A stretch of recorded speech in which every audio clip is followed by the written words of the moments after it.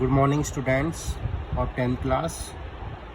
Today we will study second chapter of our textbook, English textbook.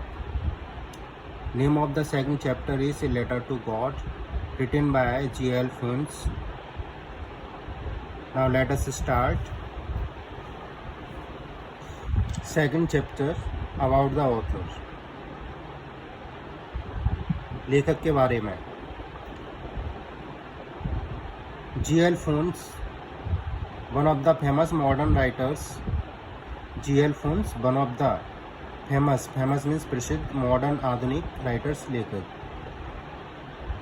G.L. Phoenix प्रसिद्ध आधुनिक लेखकों में से एक हैं. Has written लिख चुके हैं for the young as well as the old. वो बूढ़ों के लिए भी लिख चुके हैं और जवानों के लिए भी लिख चुके हैं. ही is a simple short story writer and humourist. वो बहुत ही सादा शॉर्ट स्टोरी राइटिंग, छोटी शॉर्ट स्टोरी होती हैं, छोटी छोटी कहानियाँ, उनके लेखक हैं. एंड ह्यूमरिस्ट होता है जिसके लेखन में जिसको पढ़ करके हास्य उत्पन्न होता है, हंसी आती है, उसको ह्यूमरिस्ट बोलते हैं, मीन्स विनोदी. He is a general writer.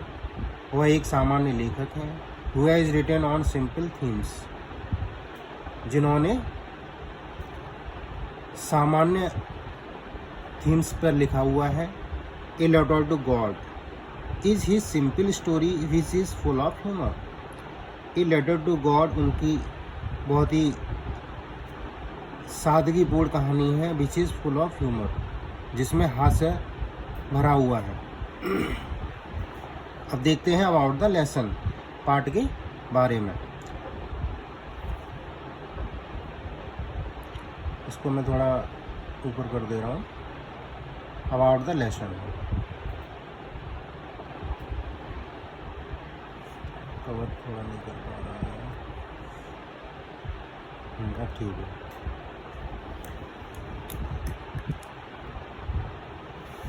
ये देखिए, Lencho a hard working farmer. Lencho एक हार्ड वर्किंग, जानते हैं सभी, हार्ड वर्किंग कठिन परिश्रम करने वाला किसान. फार्मर मीन्स किसान. Lived in a valley means घाटी. ऑन द टॉप में सबसे ऊपर. ऑफ ए लो हिल, एक नीची पहाड़ी थी, छोटी पहाड़ी थी, उसके टॉप, उसकी घाटी के टॉप पे. Lived in a valley on the top of a low hill, जो पहाड़ी थी उसकी घाटी में ऊंचाई पर एक जो है घर था उसका. वन मॉर्निंग, एक सुबह he faced ruin due to a severe snowfall resulting a total damage of his crops. एक सुबह उसने फेस्ट में सामना किया. रूइन मीन्स बर्बादी. उसने एक जो है तबाही देखी. रूइन मीन्स तबाही या बर्बादी. ड्यू टू, किस कारण? Due to a severe snowfall.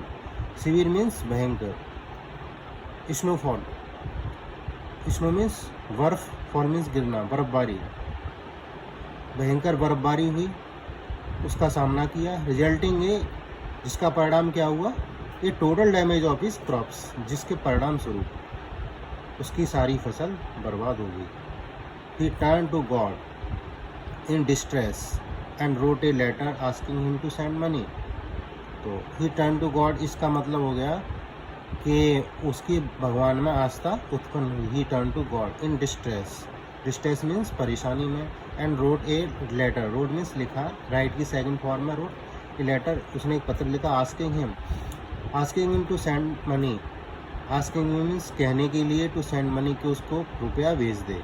Send means भेजना, मनी मीन्स धन, कि उसको धन भेज दे. A postman saw the letter to God and took it to the postmaster, who first laughed and then was surprised at the faith of the writer.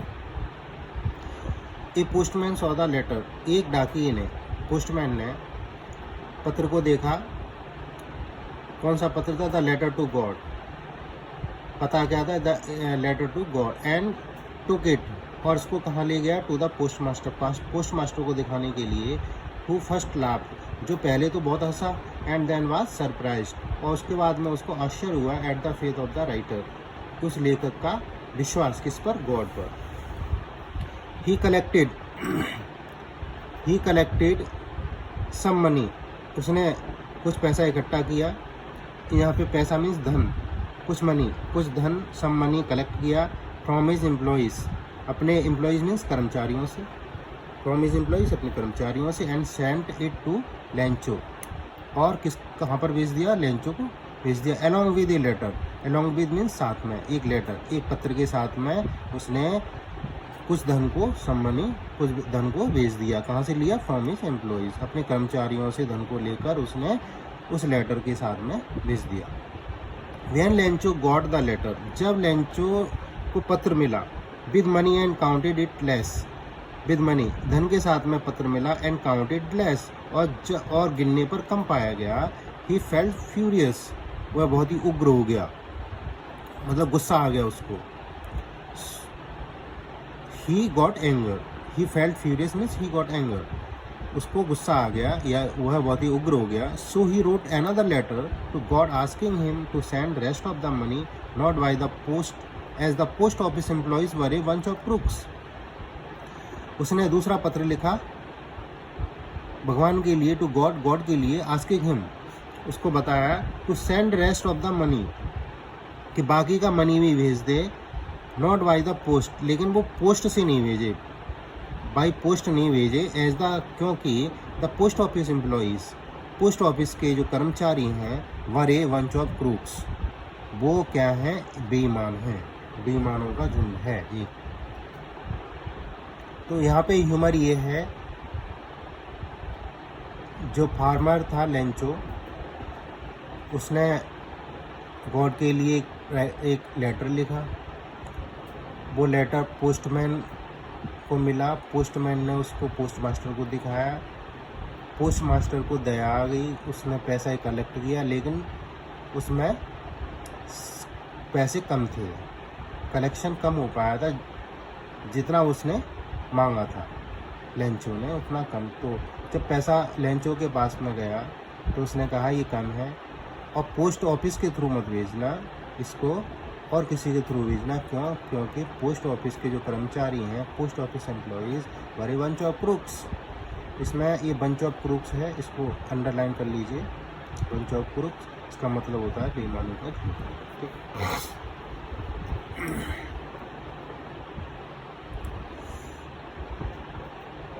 Now let us forward for first paragraph of this chapter.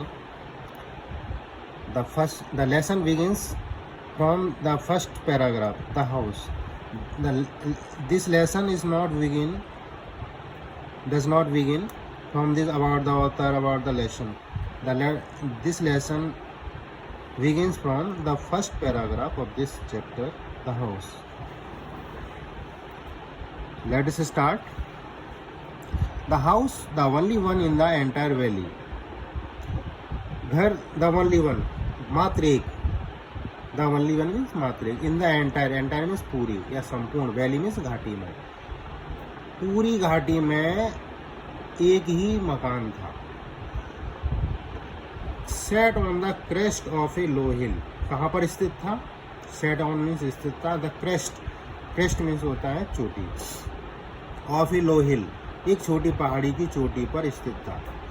From his height, उस ऊंचाई से, one could see the river, कोई भी, one could means कोई भी देख सकता था, वन कुड सी कोई भी देख सकता था, द रिवर नदी को, वहाँ पे पास में नदी बह रही थी, उस नदी को, and the field of ripe corn, ripe means पके हुए, कॉर्न मीन्स मक्के की खेतों को देख सकता था। डॉटेड विद द फ्लावर्स, और उसमें खेतों में जो फूल थे, घाटियों में जो फूल थे, तो ऐसे लग रहे थे कि डॉट डॉट बिंदु जैसे लग रहे थे। That always promised a good harvest, उसको देख करके ऐसा लगता था, that always promised, promised means वादा करना होता है, लेकिन यहाँ पे प्रॉमिस का मतलब अलग होता है, यहाँ पे अलग सेंस है कि उसको देख करके यह लगता था एक गुड हार्वेस्ट की अच्छी फसल पैदा होगी। द ओनली थिंग, एक चीज़ थी, the earth needed, was a downpour or at least a shower. कि अर्थ मीन्स जमीन, भूमि, पृथ्वी, पृथ्वी मीन्स जमीन. द अर्थ नीडेड, जमीन को आवश्यकता थी किसकी? बाज ए डाउनपोर, कि एक मूसलाधार वर्षा हो. डाउनपोर मीन्स होता है बारिश होना, एक तेज बारिश हो, और एट लीस्ट ए शावर, कम से कम एक शावर हो. या तो तेज बारिश हो या फिर एट लीस्ट ए शावर, एक छोटी सी फुहार.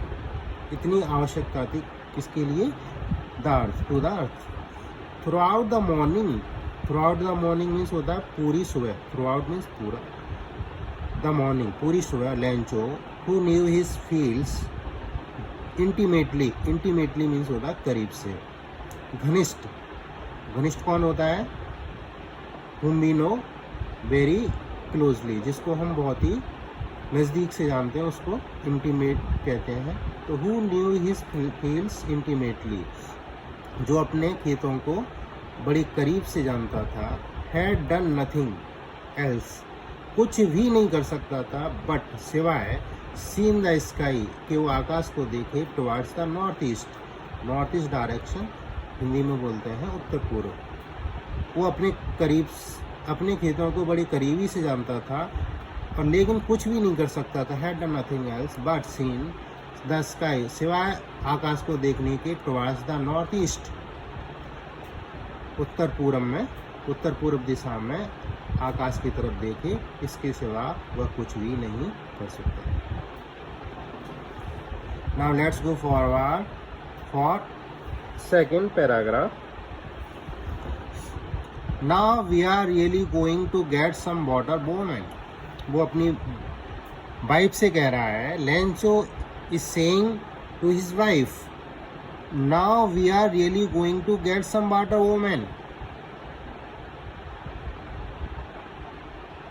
कह रहा है कि देखो, now, अब we are really going, हम देखो वास्तव में कुछ हमें पानी मिलने वाला है. Going to get some water, हम कुछ पानी लेने जा रहे हैं. Now we are really going to, उसका सेंस है कहने का कि कुछ बारिश होने वाली है.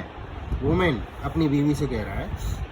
The women who was preparing supper replied, और जो उसकी बीवी थी, द वुमेन स्त्री थी. स्त्री मीन्स यहाँ पे wife of Lencho. The women who was preparing supper, जो खाना बना रही थी. रिप्लाइड, बोली, उत्तर दिया. यस गॉड्स विलिंग, हाँ भगवान यदि ऐसा कर दे. गॉड्स विलिंग मीन्स यदि भगवान ने चाहा तो.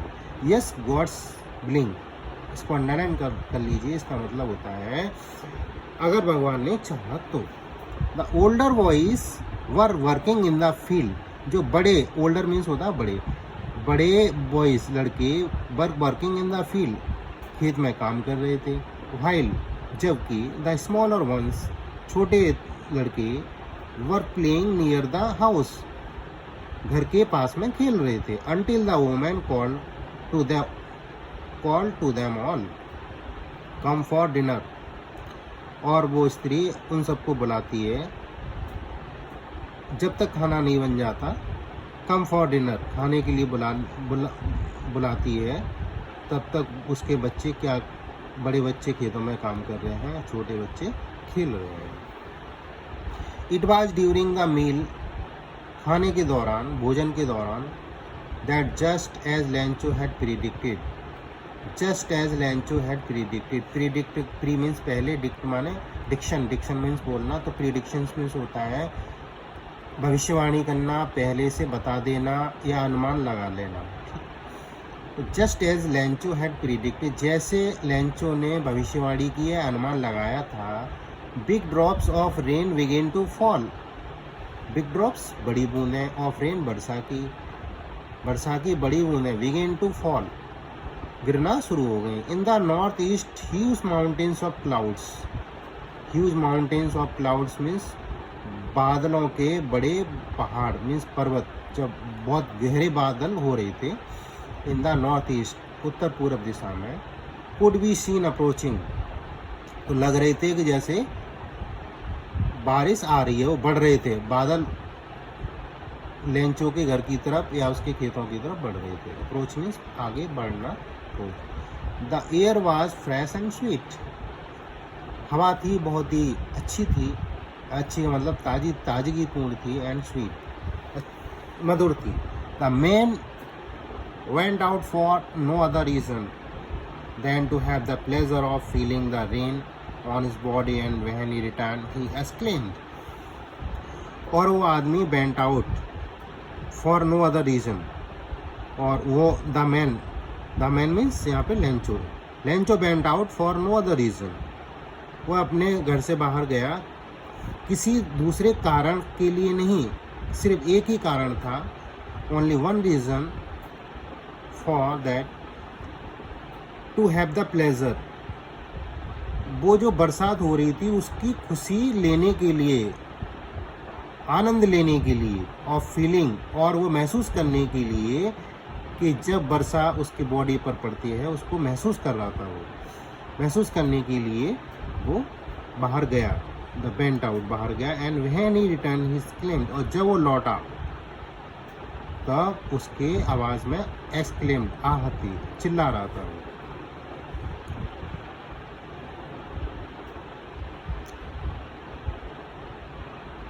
आज के लिए इतना ही, बाकी का हम नेक्स्ट डे पढ़ाएंगे, ठीक है। तो जितना मैंने पढ़ा दिया है उसको लर्न कीजिए, इसमें डिफ़िकल्ट वर्ड मीनिंग है उनको लिख लीजिए नोटबुक पर, ठीक है। और first paragraph, second paragraph related questions हैं जितने भी, उसके आंसर हम कराएंगे बाद में, ठीक है। तो इसमें जो भी रिलेटेड फर्स्ट सेकंड पैराग्राफ से संबंधित जो भी क्वेश्चंस हैं उसको मैं डाल दे रहा हूँ, ठीक है। तो उसको पढ़ लेना और try to solve the question, try to answer of the question related to paragraph first and second. Thank you.